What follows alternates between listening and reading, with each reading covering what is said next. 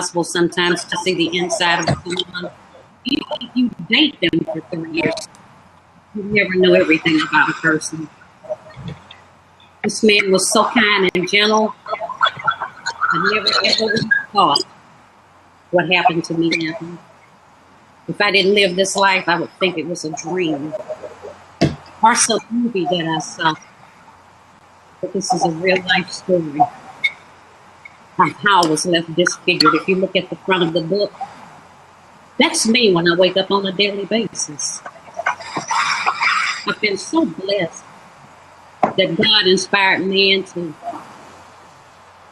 invent makeup that cover up almost any scar.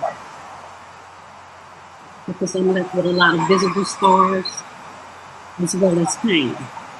On a daily basis, I'm reminded of what I went through because of pain and just facial features.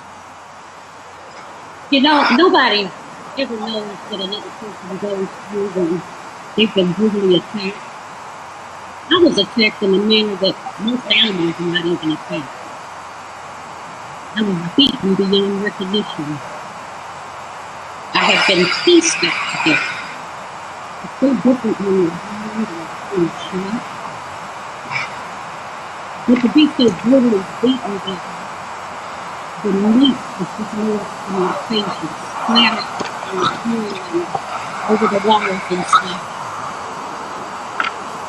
Your imagination could never be vivid, but you could see what they're doing. You know, the God that I serve is an awesome, awesome God. On a daily basis, I'm just so grateful to be able to share this testimony because it is in my life endeavor now to help somebody. I want to help somebody because, you know, so many women, and then there are some men that go through abuse who are actually embarrassed. I was. Who are afraid. I was, and still I am at times, to come forth and say what has happened to them out of fear, embarrassment, hurt, anger, all of the above, and then some more. I feel that maybe in my sharing my testimony, somebody that's been so afraid to talk about theirs may obtain strength and speak about what has happened to them. In the process of speaking about what happened to them, I urge them today to be careful who they talk to. Make sure it's somebody that they can trust. Make sure that it's somebody who will keep your information to themselves. It needs not to be spreaded. The attacker can get a hold of that information. If you are in an abusive relationship and you're going to get out, you don't need to publicize it. Make sure you don't tell the attacker. It's not necessary that you try to get all these personal belongings. Think about you. All of the material things in life, you can get them again, but you cannot get another life. You know, I have people tell me, say, well, what about the signs? What about the signs? You know what? If there were signs, then I didn't see them. I had only been married for 11 months. Most of the time, I was at work and he was at work. I had just started a new job, 12-hour shift and shift work. I was so excited to see him when I saw him. If there was a sign, I didn't see it then. This particular day was a day that I'll never, ever forget because it changed my life forever. When I say that I think about this on a daily basis, a day has never passed since that day, August 50, 1990, that I have not thought about what happened to me. When I look in the mirror in the morning, I've got a reminder. If I just open my eyes, I have a reminder. I'm blind on the right side as a result of the physical abuse that I went through. I have a slight speech impediment. Bear with me. I am oxygen dependent now, and it is close by if I need it. But God is so good. Normally when I'm interviewing and giving my testimony, he gives me enough air to make sure that I can get the testimony out. You see, when you've been ordained to do something, it comes easier than it would if you tried to just do it on your own. Pain. If there was not for pain, I would not be alive. Sure, you can put the makeup on, you can get the tinted glasses, you can get specially made teeth, you can get all of that, but it's still there. But I'm here to tell you, my sisters and my brothers, that you too can be an overcomer because you have a God in your life. You can make it through anything. And I know that because I'm surviving. I take it a day at a time. You have got to seek God. You have got to read your scriptures. You have got to pray. This is how I make it on a daily basis. When I get up in the morning, I'm so happy. New mercies, a brand new day. He didn't have to wake me up, but he did. That's right. Somebody didn't wake up this morning, but hey, I'm here. And I'm just so grateful to God that when he did wake me up this morning, I got the activity of my organs and limbs. In spite of a severe head injury with my brain exposed, I'm in my right mind. All glory be to his name. Oh, God is good. Yes, he is. He's good. All the time. I don't have feelings on the right side of my face in some spots, but I got a face. They put it back together. A lot of things I can't do like I used to, but I still manage to get them done. Hey, that's God's grace. You know, every day I wake up with the opportunity of having new mercies, another day to get things right with God, and another day like today, actually just use me. That's all he wants. It's a willing vessel, and I am a willing vessel to be the voice of domestic violence. Ladies and gentlemen, nobody deserves to be abused. Be it physically, mentally, emotionally, financially. We don't deserve that. We do deserve for the shackles to be taken off. We are free. This is the land of the free. We are free. We should not be held in any bondage as a result of domestic violence. It only happened to me once. What about the people that are constantly going through this on a daily basis? Some mother out there with children who keeps telling herself, I can't make it without him. Yes, you can. Yes, you can. Things have changed since 1990. There are all kind of support groups out there where you can get help. 1-800 domestic hotline. 911. If you need help, call those numbers. Somebody gonna help you. You can email me, www.janeyella.com, 24/7. If you need somebody to talk to, if you need somebody to pray with you, if you need somebody to give you guidance to where you can get help, I'm available. That's my calling. As long as I've got breath in me, I will support victims of domestic violence. And that is my ministry. I work with women. I have worked with women since this happened to me, and I was really able to start talking again and getting the words out. That was the hardest thing for me.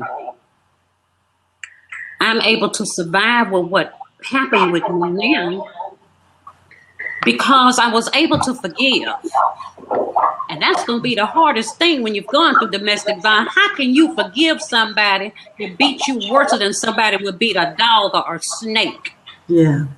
Somebody who said they loved you. Someone who told you they planned a night of passion for you that you would never, ever forget. Somebody who actually went through the motions and then attacked you. Somebody who was like Jekyll and Hyde. Somebody who had a split personality. Somebody that you didn't know was planning to take your life. Mm. Not just in that instant, premeditated. Yeah. The justice system has changed so much since 1990. I still keep my guard up. He served a little less than 5 years.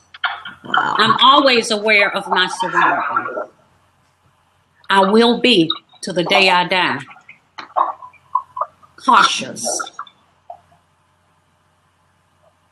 He's a free man. What if he comes back to finish me? Oh, yes. Mm-hmm. I do live with a certain amount of fear, but because I have faith in God, Amen. I know that He'll protect me, but I still have to use 5 senses. Your children, ladies and gentlemen, can only get what you give them. Do not stay in an abusive relationship and let your child lose his or her life and you lose yours and get none of them back. Once they're gone, they're gone. Do know that it's not going to go away. I'm not telling you that once you leave, you're going to forget what happened. I'm telling you, if you stay, you're going to forget it because you'll be dead. That's true. I tell you that you have to pray. You have to pray. The 91st Psalm was so great to me. The 23rd Psalm, Isaiah 54:19. I live, and some more scriptures. I lived by them on a daily basis. They kept me going. You know, prayer changes things. You have to pray. You have to pray. You have to seek God. You have to listen to what the Holy Spirit tells you. Pray for a spirit of discernment. If the devil busy too, he'll speak to you too. That's right. And know that 2 wrongs don't make a right.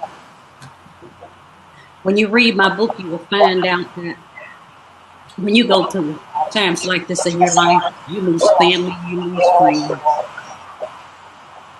You can let the friends go. They weren't friends in the beginning if they left you at a time like that. But what about your children? What about your family? Yeah. Well, I've had that hurt. I've had that hurt. And today, for the first time since this happened to me, the first interview, I'll add something that's not in the book. I lost my daughter for 16 years. November of 2015, I was finally able to see again. God is awesome. He's awesome, awesome, awesome. And I often wondered, and I asked him, why did you keep me alive? I was so messed up. And people can be so cruel when you're disfigured. That's true. And to people with handicaps, period. And it was so hard. It was so hard to hear the doctors tell my mom if I lived, I would be a vegetable. I beg to differ. God has the final say so, and I am meat. I'm talking. I'm walking. I'm living as close to a normal life as anybody else. I just have some limitations. But oh, God is so good. He is so good. He is so good. I tell anybody that if you just trust in Him and have faith, that of a mustard seed, and you really believe that nothing's impossible, that God will see you through, He will. He doesn't love me any more than loves His other children. What He did for me, He'll do for that somebody that's sitting there saying, I wish I could get out of this situation. Oh, you can. That was easy for me to do.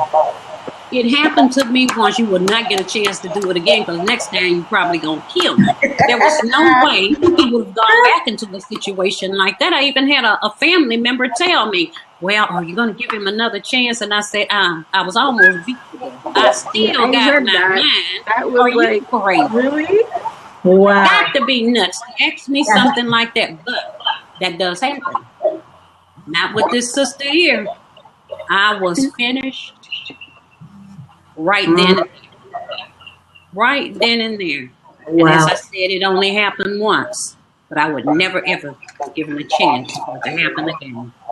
That's awesome. I had asked you a question, Ms. James, and you kind of touched on it.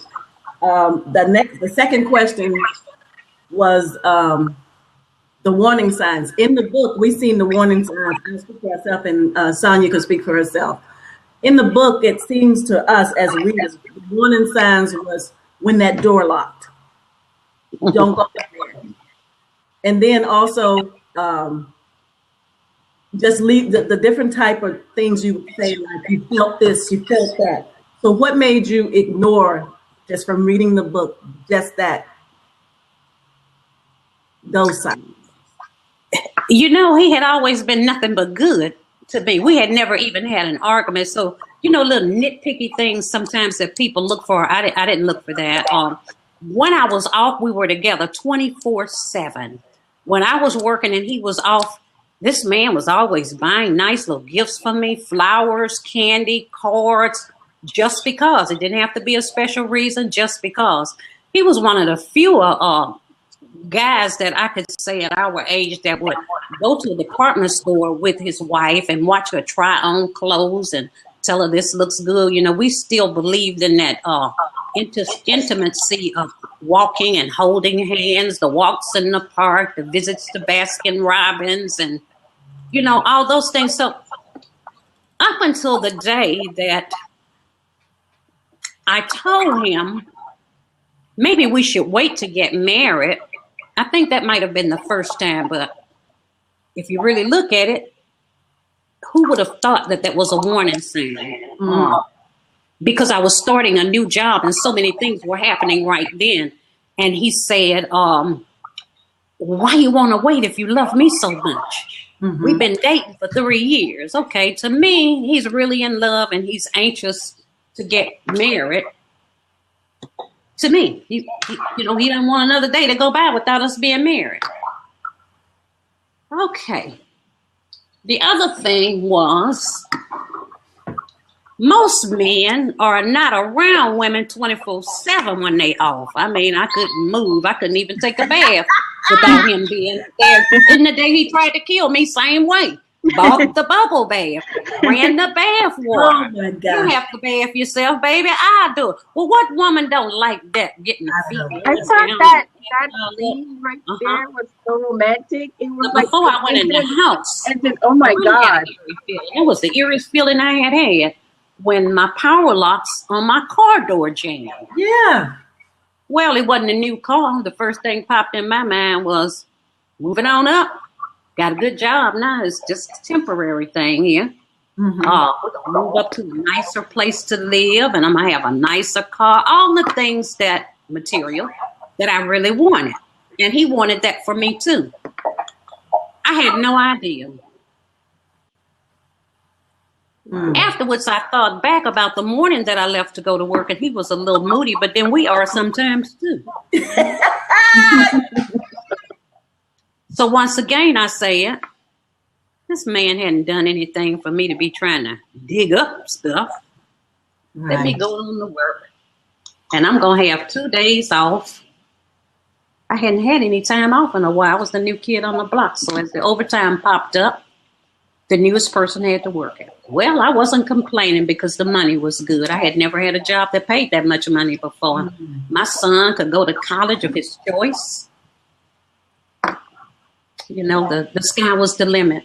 It's like God was opening doors everywhere. But he had a mask on, just like I have this morning, because you don't see the real me. You see the fixed me, the new me. And I couldn't see beyond that. I only saw love. I was blinded by love. I was blinded by the way that he treated me like I was a princess. I had never had that before. I wasn't allowed to open a door. Now, he was en route to open that door for me. He was standing in the door when I finally got out of the door. You know, look at this hunk of man. That's what I said. And he's all mine. You know, the red bone, like, that Louisiana red bone. You know, 235 pounds of muscles. He didn't run the street. He beat me to church when I was at work. He was at church. So, you know, a lot of people do have signs. They have very visible signs. I didn't.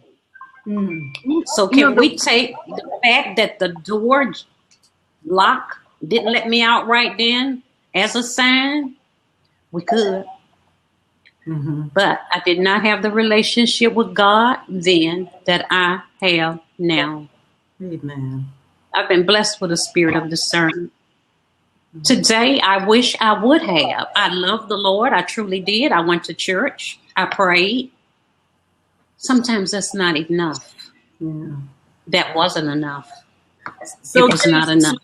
So Jane, take us in the room where you were at, and that romantic moment. I know me being a lady, Sonia being a lady. I mean, just the whole ensemble of romanticy that you're about to receive, the sun leaving.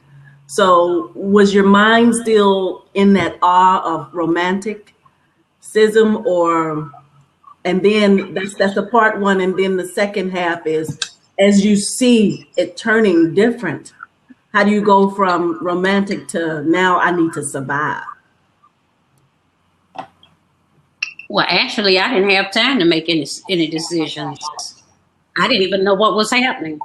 Remember, when you read the book, you'll see that I had already taken the bath in this nice smelling bubble bath that he had bought me. Yeah. And I halted things to trim my toenails. Yeah. So he was sitting on the side of the bed watching a pre-recorded, I think it was a football game. And I was on the other side. So, when he got up and moved, I didn't think anything of it. It's his house too. Yeah. And then I was picked up so fast. Can you imagine being bent over, trimming your toenails, and somebody picks you up by the neck? That's what happened to me. And when he picked me up so fast. I'm like, hey, you playing kind of rough, huh? Wow. It never dawned on me that he was going to be trying to kill me in the next minute or so. Few minutes, rather. But as his grip around my neck got tighter, at that point, I knew something was not right.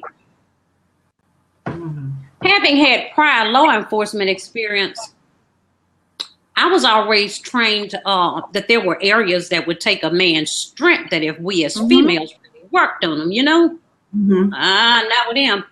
He got a little stronger. So I guess you would say about anywhere from 6 to 10 minutes until the ordeal of domestic violence is when I really realized that some kind of way, something's got to happen for me to survive, or this man is going to actually kill me.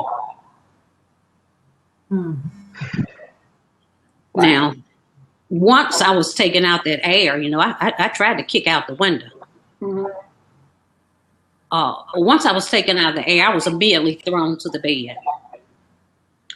I probably weighed 110 or 15 pounds soaking wet. Oh my God. So tiny. My gosh. There was no way I could handle 235 pounds on top of me in a sitting position where he had all his weight on me and one hand holding me around the neck and the other fist pounding into my face. Now I did a whole bunch of squirming and wiggling and wobbling and wiggling and pulling balls and everything else I could to take his strength. I hope it's okay that I can say that on here. And among other things I was doing everything and grabbing everything I could to get this man off of me. So somewhere in between that, I must have caused a little pain because I was able to roll onto the floor. Yeah.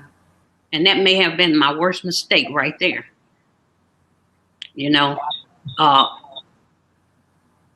Prior to that, I take that back. I fell on the floor. I didn't wiggle on the floor. I was able to fall on the floor. Once I hit that floor where I was, I really had nowhere to go. With licks hitting you upside your head and, it's like your flesh leaving from your body. How can you really think right then? Because immediately after I hit that floor, the 19-inch TVs in 1990 had a great big tube in the back. Big old tube. These big fat TVs. Woo! So, can you imagine somebody coming down on your head with the force of 235 pounds of muscle and hitting you enough to completely bust the TV in half?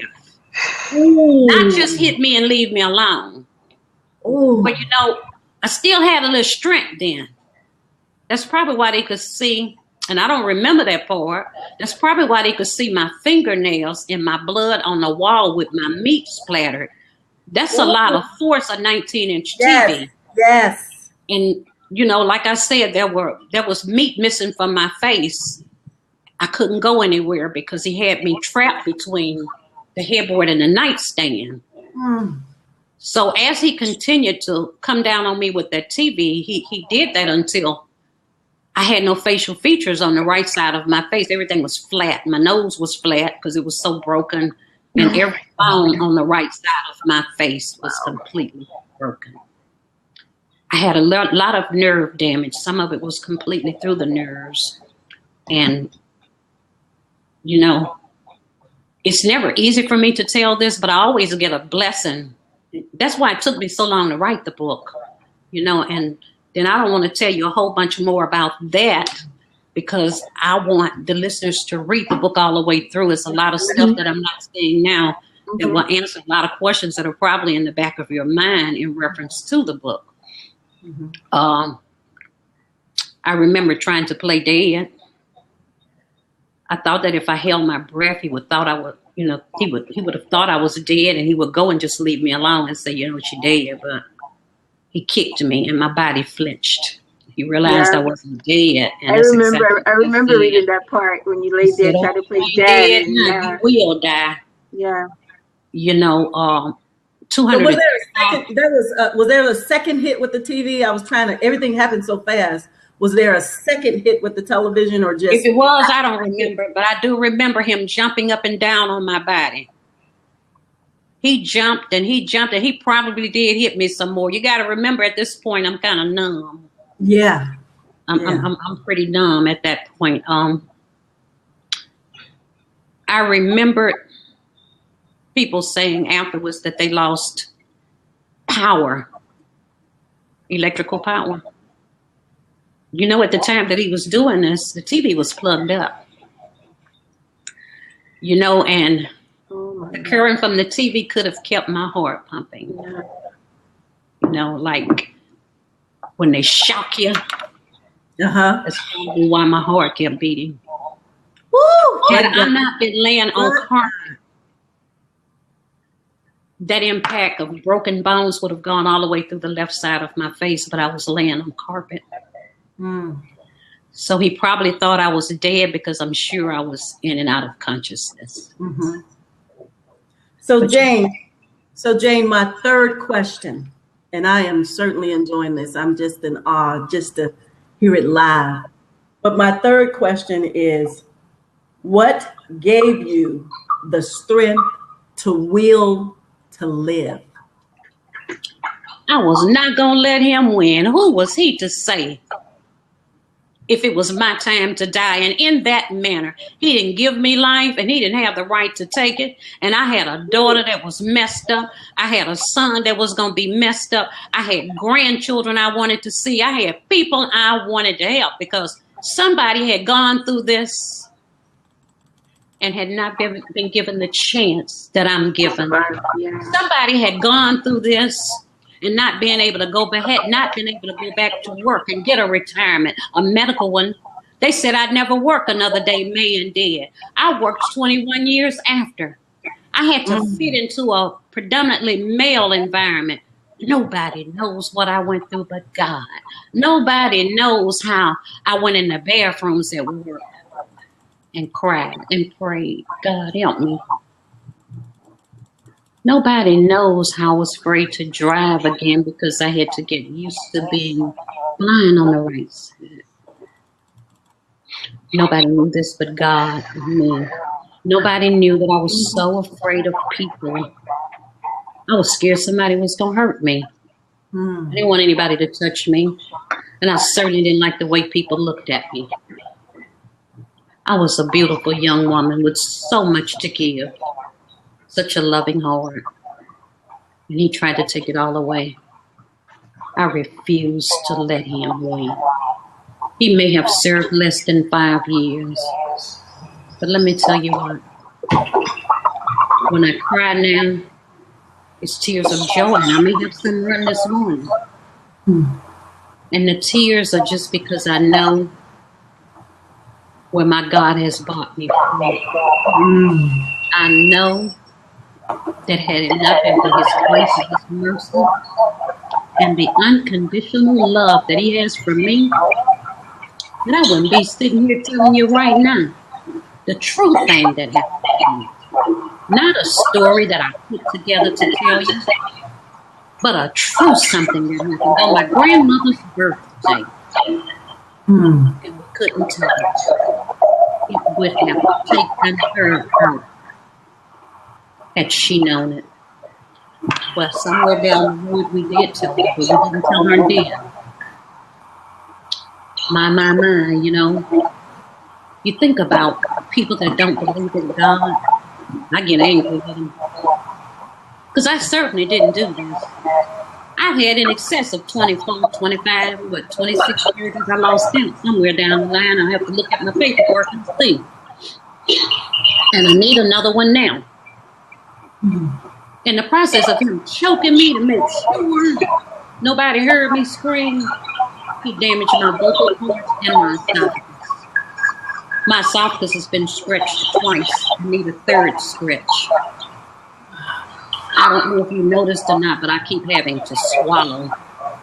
Yeah, I see now. There's I did. nothing there but in muscle swallowing. It helps me to get air. I'm stuck with a serious respiratory problem. And I have a heart condition. I've had a heart attack since then. But you know what? I say, I may never know why that happened to me. But I know that it happened for a reason. I wasn't a bad person. I would give a person a shirt off my back. I've always been very giving. And she talks about the motorcycle time. Well, those were the first new friends that I met. Yeah. A lot of people think they bums, but they were doctors and lawyers. They were professional people. They were ministers. They were just like us. They were normal people, but people didn't look at them like that. But I knew how to ride motorcycles before I got with these new friends. Okay. And I grew up with boys, and he wouldn't teach me how to ride it, so I stole it. When I bought it back, I knew how to ride it. So I knew that would be a fight. But that was all right. I rode that motorcycle. I was fine. That's what I So when I met my new friends, ride before. Wesley had 2 bikes. Yes. Yeah. And I guess he was just thrilled to know that he had a girlfriend who could ride a Harley, because he could ride jet bikes all by herself. So, you know, it was fun because I met people, I went quarters away around the world and met people who really reached out to me, and it didn't matter what I had gone through. They showed me love. They didn't treat me any different from anybody else, and I just felt so blessed. But you know, God puts people in your lives for a season. It doesn't mean that they're going to be there always. But just for you to get over some hurdles sometimes.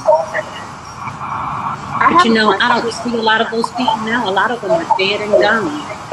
And a lot of people probably they would outlive me, and I'm still here. Yeah. And God, Excuse me, God, Jane. I knew that I needed another healing, and I had to write the book to get it. Awesome. When God told you it was going to be what were you were like, really? Like, why? Because it seems like this man came into your life for a reason. And then at the point where God told you to let him go, it still took you a while to let go. And I was wondering, excuse me, something's happening. I'm not able to understand what you're saying. Can you try that again? I was asking, when you met Wesley, and it seems like you guys were having such a wonderful time together, up until the point where you spoke about God came in you and it was time to let Wesley go, because right for you. What were your thought process? I think you're saying, how did I knew when to let Wesley go? I think that's what you're saying. You know, I had all kind of little situations come up. And in the back of my mind, I kept saying, I don't like what he's doing, but I didn't want to have to learn somebody all over again. But God kept allowing me to see little signs. And you see, when God used that door lock to speak to me and I ain't listened then, I was determined that I was going to listen. Carefully, carefully, carefully. And I would know when the Holy Spirit was ministering to me. So we had a little trip once where I don't know if Wesley had a little bit too much to drink, but then people use that as an excuse for what they say and they do sometimes. And he made a statement that was totally out of character for him, and he raised his hand. And my words to him that day was, if you hit me, your friends will bury you. Wow. You cannot sleep in this room tonight. We were at a motel. I think we were somewhere in Colorado. I said, I never go anywhere without my fare back home. He apologized. And if God can forgive me, let me forgive him. That was the first real thing, But it was coming up to a holiday, and I specifically heard the Holy Spirit tell me, it's time to let Wesley go. And it was hard. But I told him it was time for me to let him go. If you did that once, next time, you might actually put your hands on me. Yes, ma'am. So I let him go. Ma'am. So can you hear me, Jane? This is Ellen, can you hear me? Are you still there? Yeah, I'm here. Can you hear me? I hear you, Ellen, but I don't know if Jane can hear you. Jane, can you hear me? I don't know if she can hear me. Jane? I'm not sure. I couldn't understand anything that you said. Oh, can you hear me now? Can you hear me now? I don't know what's going on with my mic.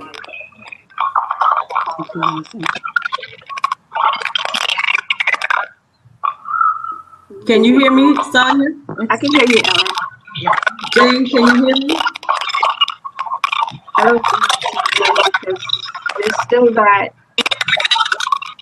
I can hear you, but it's so rumbled sounding. I'm trying to get. Okay, that's better. Can you hear me now? That's better right there. So what if we turn our mics down? Yes, I can. Yes, I can. Can we turn our mics down?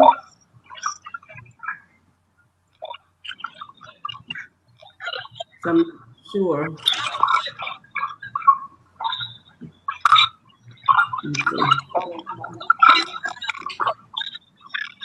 Okay, let me see. Now I can hear her clearly. What about now? I can hear you, Ellen. Jane, can you hear me? Can you hear me, Jane? I can hear you now. Yes, can you hear me? Can you hear me? Yeah. Absolutely. Okay, good, good. Is the static gone? Yes, ma'am. Okay, that's good. That's good. Pretty much. The book, just getting the book to materialize, to go book form. How long did it take you to do that? Just to say, okay, this happened. I'm going to put it in book form. I'm ready to tell my story.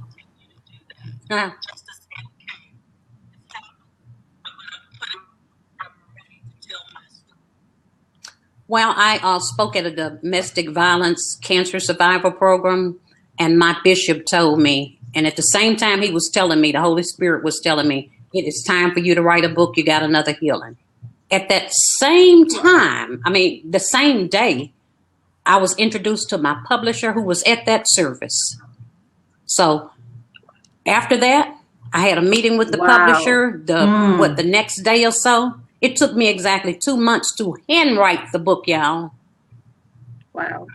The Holy Spirit ministered to me from the beginning to the end, and I didn't stop until I finished. Balance of the book. Whoa. That is amazing. Yes. That is amazing. Entirety. Wow. See, I lived it every day. I lived it every day, so there was no problem with my writing it. And once I wrote it, the Holy Spirit will instruct you on what you need to do. There's even an ebook up. Because, there's some people that can't have a book of this graphic nature laying around at home. So they can be on their computer reading this book and nobody will ever know it. They can go on Amazon.com and order them one. It's in a lot of the stores and the libraries. But it didn't take me any time. I just needed to be obedient so and while do you were what writing God wanted the book, me to do. And I have got just me healing hosting on top authors of healing and talking as a to result. different authors. I met another guy that went through some stuff. He said when he had to write about his pain and what happened to him, it was like he had to relive it again in book form. He said when he had to write about pain and what happened to him, it was like he had to relive it. Exactly. All the pain was there. I actually felt like he was beating my brains out again. I would get so into writing that book, my head felt like it was burst open all over again. I had excruciating headaches. I didn't want to eat. I couldn't sleep. I actually relived it. I went through it all. I went through my throat being so sore I could hardly swallow, just as if I was being choked all over again. The lower part of my back, my sides, the lower part of my stomach. I was in pain. I actually was hurting. And I want you to know, until I was obedient and went through writing this book and getting it published, I stayed in a lot of pain. I mean, I looked at my husband a couple of times and it was like I saw Lamar's face. But I have got the most adorable little country preacher who had a crush on me for 6 years. He knew I was special. He knew I had gone through something, but he didn't know what it was. Had a calling on his life to ministry, and he kept saying, Lord, my life is not complete. And when God told him that I was going to be his wife, I say, you have got to be nuts. But he didn't give up because he had heard from God. I too heard from God that this is the 16th year of being married to such a wonderful person who 1 year after we accept his call to ministry, who cries with me, cries for me, prays with me, prays for me. If I am in the hospital, his job can be on hold because he's sitting in that chair over there. And you can tell him to go home. I think you kind of broken up. Can you hear me, Jane? I think her is kind of frozen. Yeah, she's frozen on my end too. But, I had a question I wanted to ask her about as far as today and her ministering to, I think she's gone, but just ministering to women who have been abused. Okay, she's coming back in. Yeah, I wanted to see how many young girls. Okay, she's coming back in. We'll ask her the question.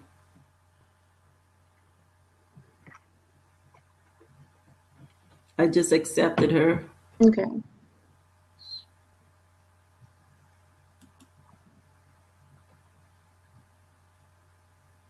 going to take care of Jane.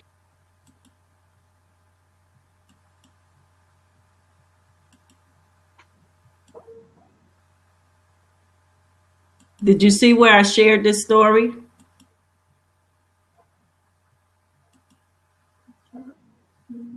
Yes. Okay. Maybe she's waiting on me to hit that because I see her coming in. She's coming. Yeah, she's trying to come in. Yeah, she's trying to come in. So you see me shared the story? Yes, ma'am. And I finally got a chance to record it. I don't know about the beginning. Is it shared again? Yeah, I think she's still trying to come in. Okay, we're going to get her. I'm going to wait. Okay. Yeah, but beautiful. I mean, to survive.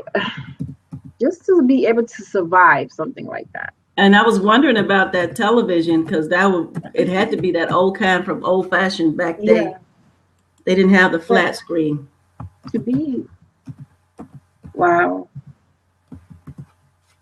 Just imagine it just only happened to her just one time. Imagine the women that are out there that is going through it on a daily basis. Yeah. Think they have no way to get out. I don't know. It's just tearjerker. Yeah. I don't see her anymore. I don't see her. Open see. Type, where's Jane? Okay. I don't see her. I just see me, you. I'm here.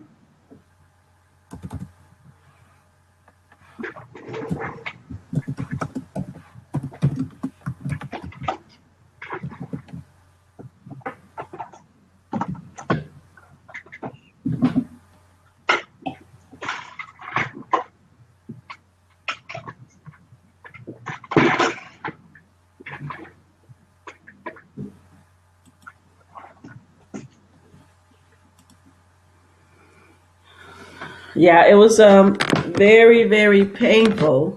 It was painful. It was hard for me to finish the book, although it's a short read. Yeah, I finished it last night and wow.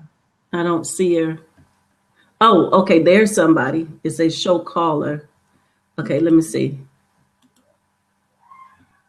Okay. She should be coming on in a few. Okay. I see it radiating.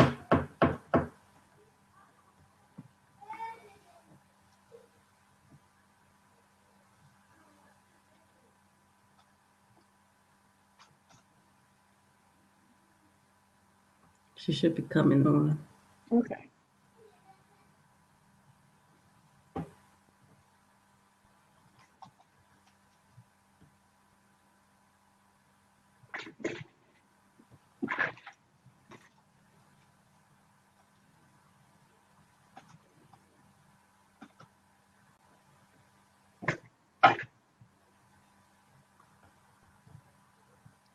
You're at school or you're in your office or something?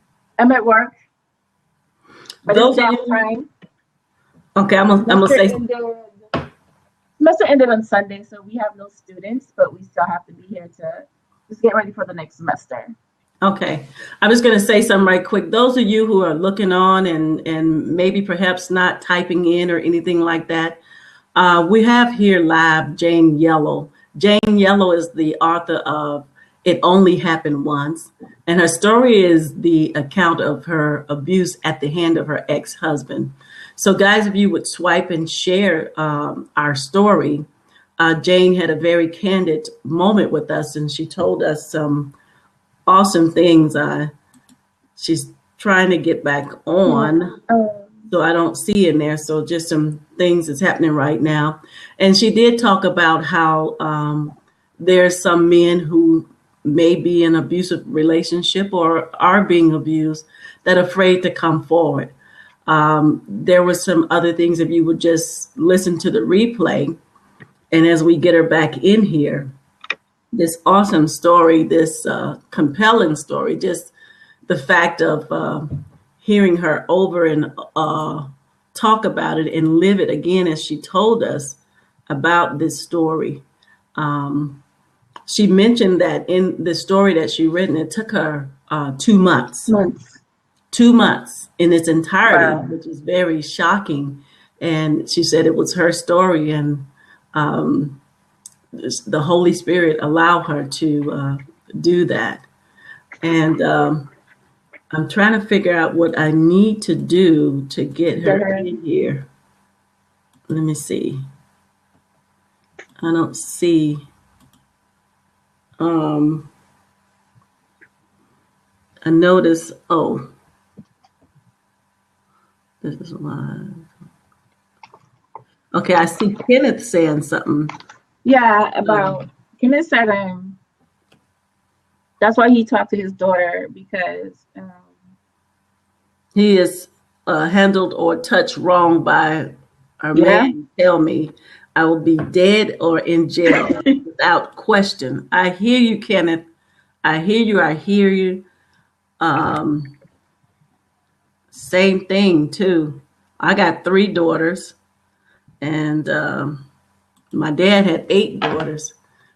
So with these things, I'm trying to figure out how to get Jane back in, and I don't see how. I see her radiating there. You Yeah, see she's that? radiated, but I'm not sure how to get her back in either. It's like, wow. Yeah.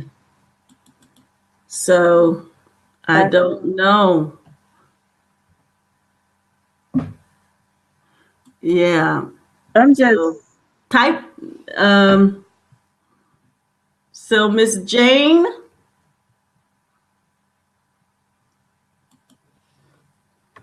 wow. Yeah, just to hear that, and What where we you know talk what I about, didn't huh?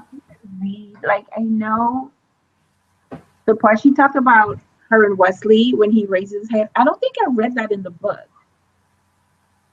You know, when they were staying at the Oh, motel and he got drunk. did you look back? I didn't look back, but I remember And she said some things she didn't tell, but I'll just say this: when we were introduced to Wesley, and when she got to a certain part, she didn't really go into what was done, but you know yeah. that there was something. It was like a cliffhanger. You knew that something. You like, well, what did he do? Yeah, that's what I was like, what you know, Yeah, well, what did I he do? I don't You think know? that part was in there though. Because Yeah. I know She dropped a cliffhanger that you could kind of yeah, figure out that, her thing, it only happened once. She was yeah, not going for it. yeah. So you knew Because something happened, but it didn't go into what he she did. didn't go into it until I was listening and she said he raised his hand because I did not read that part. So I think I'm there's trying still to get her something. in here. What? Can I send to Yeah. send her a link Um, and you must enable it for her to get her back. I'm trying to see. Let me see. Here's a link here.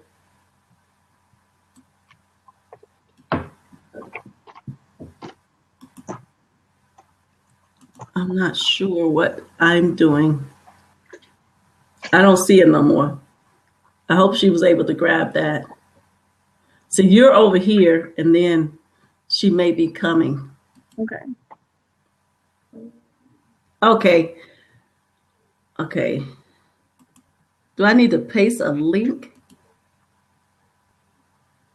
It says something about paste a link here. Yeah, Okay. he said Okay, I'm to accepting her. okay. Let's see what happens. Okay, maybe she's back because she's vibrating again. I mean, she's vibrating. Here she comes. Here she comes. I see Can you another hear me? wall. Yes. There she is. Yes! We seen you Can you posting. hear me? We can hear you now, but that was a big nothing Can you for a hear me? while. Yes, it was. But no, I did not tell a lot Okay. about Wesley. Wesley did not do any harm to me. Okay. It was the way that he was changing that really made me Okay. afraid to let him go any further.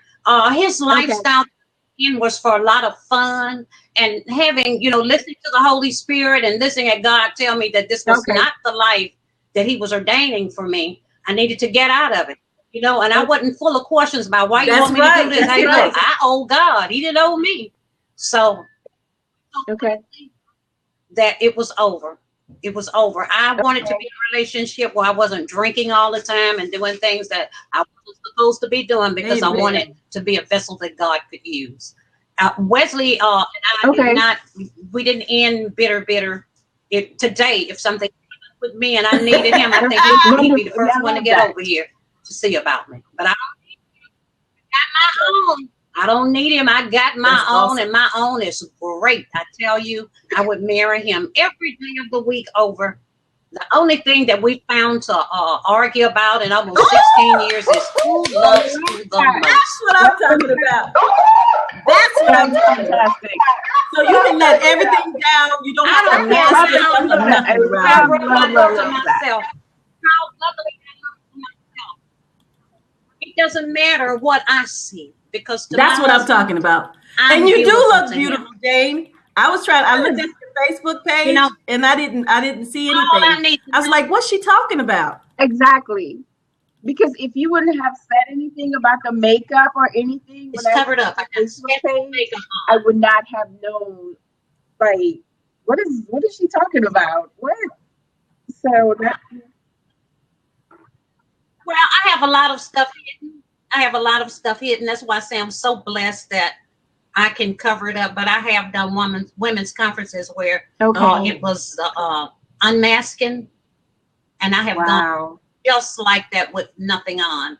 But it's good to know, and this is something for women that have, been messed up so, and they have tried to give up socializing and being out in the public because they're so messed up. But let me tell you what, you can go get stuff and you can cover it up. That's what makeup to me is for. It's not for people with beautiful skin. It's for people who have something that they cover up. And I guess I become a pro at it because I can do it in 10 minutes. And I wear the hair to the right side of my face, and nobody's able to see that my face actually hangs on the right side. I take a pencil and line my lip because I don't have any fillings on the right side of my lip, and it also hangs. But I can line it and give it the illusion that it's picked up. That's so amazing. then I do that same thing with Awesome. my right eye. But this is God's grace. This is what God's grace looks like Wow. after it's been fixed. So this is the thing to me that you see today. And my husband will put me on his arm and take me anywhere. I love it. He's I love proud it. of me. I know that God is proud of me. So with the God that I serve and the man on my side, Won't he do it? I can't help but be a winner. I am a survivor. I'm a survivor. He supports my ministry, and I support his. He is an ordained minister, and he has been for 15, going on 16 years. And we give God all the glory for our lives. And I don't know if anybody heard me earlier. I get they didn't know how they could get this book. Amazon.com, or you can go on my website. I have a website, www.janeyella.com, and you can get it there. You might want to try Books A Million, and libraries, some of them also have access to it. And again, for those of you who are terrified and having this book laying around thinking that your attacker may see it and say, oh, she reading something on how to get us some help. Yeah. Don't read the book. Go online and read the ebook. You'll never know what you're doing. And if you need some help and you're ashamed to go forth to one of these agencies, call me. You can contact me on my email, www.janeyella.com, or on my website, www.janeyella.org. And anything I can do to help anybody out there, male or female, I will be glad to do it. And any information that comes through for me is streamed before it gets to me. I have a great support group. I wouldn't trade them for $1 million. My publisher and I have gotten so close. She's the daughter that I wish I had. Yes. Always had. She's really been there for me. She's really, really been there for me. She is a gift from God. Miss Sutter, you just don't know what you've done for me, allowing me the chance to share my testimony with listeners out there. It takes all of us. Yeah. It's going to take all of us to bring more light to domestic violence. I'm so glad that things have changed since the time when I got injured and was fighting for my life, because I remember reaching out for help. And I was asked what race was I. It doesn't matter. Be you purple, pink, blue, yellow, black, white. It doesn't matter. I was a woman who had been abused severely, brutally attacked, and I needed help. I had never gone through a therapist for this, not out. God has always been my therapist. And y'all know I needed help, but God was right there for me. He's never left. Always right here. So, first of all, That's who you need to turn to is God.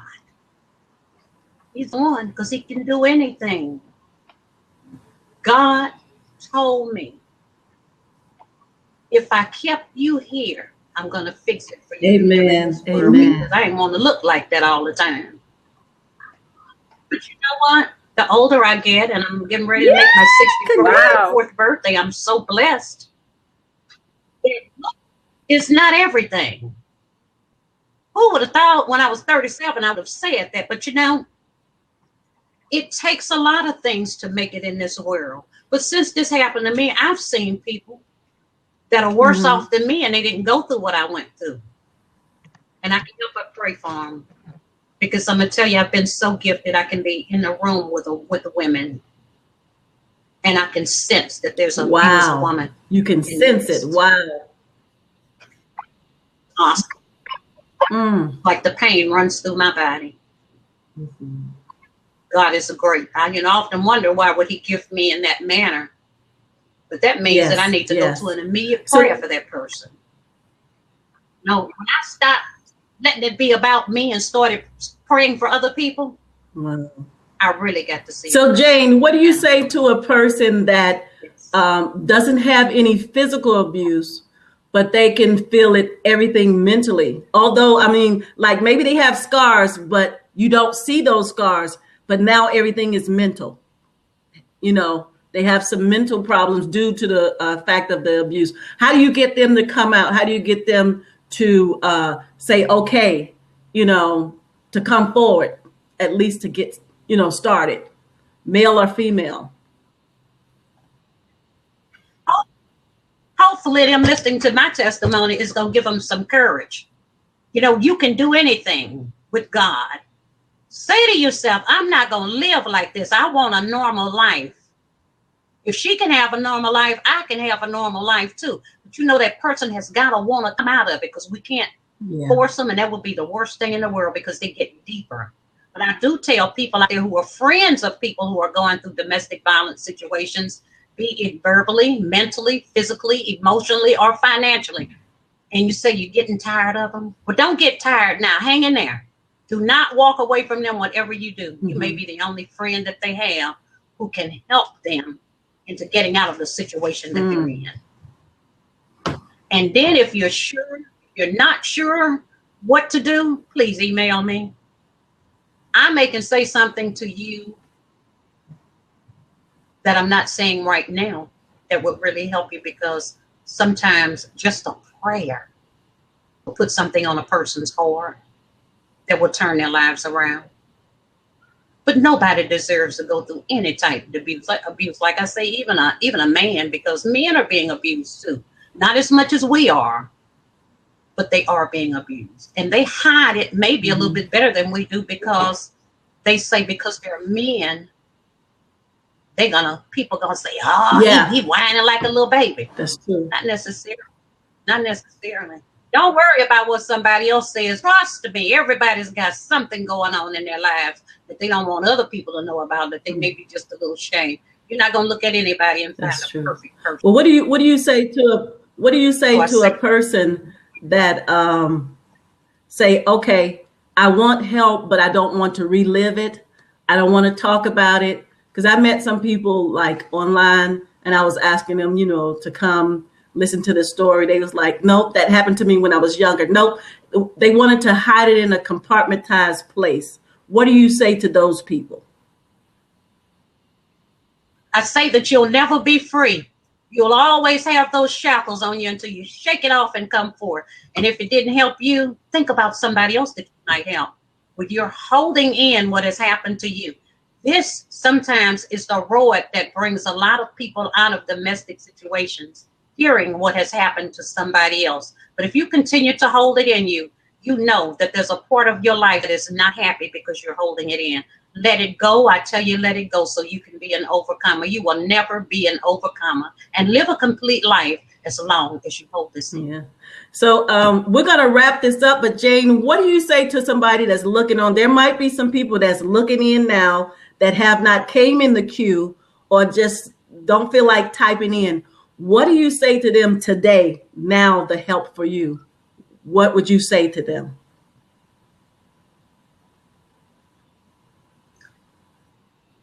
I think that they need to get involved with one of the groups. If they can't get involved with one of the groups, it took a lot for me to come forward with my testimony. Sometimes one-on-one situations where nobody else is listening, a person might be more eager to delve into that than they would be with, say, somebody else listening, because they may say right now that you're listening and who else is listening.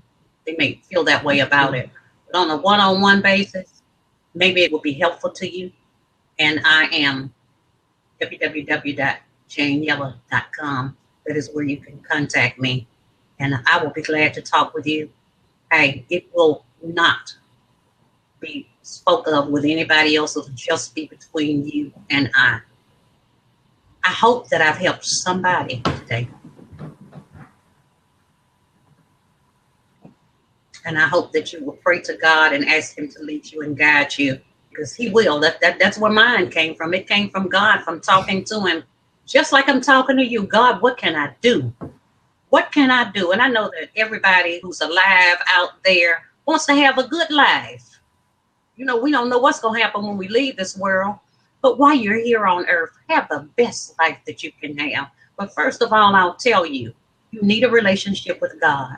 If you don't have a relationship with God, you need to get in a hurry to get one, because that will be your shield and your protection, having God as the head of your life. I hope I answered your question. You did. You did answer my question. You did answer my question. I'm hoping that we can come back again, if it's in your schedule, sometime this month or next month, for those who haven't heard, or for those who are afraid to come forward. We have Jane here today live. Those are viewers, or those who are on Facebook. Jane, I thank you for sharing your story. I thank Candace for giving me your story. I'm here, Ellen Suddeth of ESP Presents. We want to bring very valuable things to Blab. I noticed there's a lot of nonsense, and they do what they do. But I want to bring good stories, things about health, things about writers, somebody's life, a bio, just wonderful things here. And I truly thank you. And also your introduction. Thank you for that. Thank you for reaching out. Thank you for coming forward. And those that are listening, you can get Jane Yellow book. It's you can go Amazon, you can get them anywhere, but her website is www.janeyellow.com. Do me a favor as a reader, guys. Do not pass and share. Get your own book. We want the story to be around, hoping one day to have a lifetime story. This is certainly a movie. If it's the deal that you want, and if you want to do this story needs to be heard all over the world. And if you would just take the time to just reach out to Jane Yellow, get the help that you need, come forward. And I thank you. Your final words, Jane, and everybody that's looking over, what are your final words today for our viewers? I want to thank you so much again. God bless you for allowing me to share my testimony. To somebody out there that might be hurting, listen to what we said today. There's hope for you too. And you could be on the other side, smiling just like me over God's grace, his love, his goodness. And you'll be telling somebody, I've been delivered. I'm free. Hallelujah. I'm a domestic survivor. I am an overcomer. Thank you. Woo. Have a blessing. Thank you. Thank you so much. Okay. Bye-bye. Bye-bye. Bye-bye. Bye-bye, honey.